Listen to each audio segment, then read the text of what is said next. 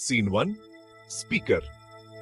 क्या आपने हजरत यूनुस अलैहिस्सलाम की मौजिज़ाती कहानी सुनी है?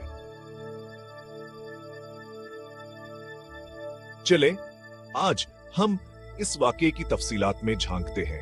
अल्लाह ताला ने हजरत यूनुस अलैहिस्सलाम को नैनवा के लोगों की हिदायत के लिए भेजा।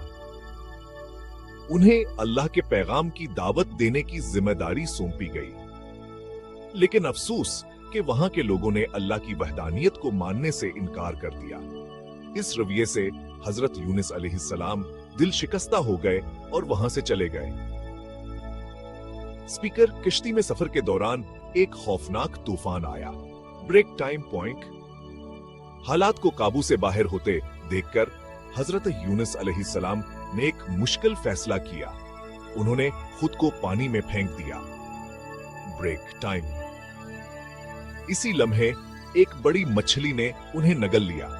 मछली के पेट की तारीकी में हजरत यूनुस अलैहिस्सलाम ने अल्लाह से दिली दुआ की। अल्लाह ताला रहम करने वाला है। उनकी दुआ कबूल हुई और वो साहिल पर पहुंच गए।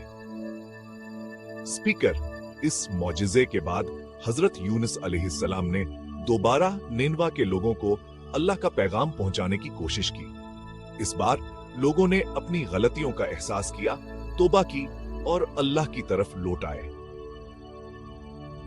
ये कहानी हमें एक अहम सबक देती है। अल्लाह ताला हमारी दुआएं जरूर सुनता है, ब्रेक और अपनी रहमत से हमें नवाजता है। चाहे हम कितनी ही बड़ी मुश्किल में क्यों ना हो, अल्लाह की मदद से हर मुसीबत से निकलने का रास्ता मिल ही जाता है।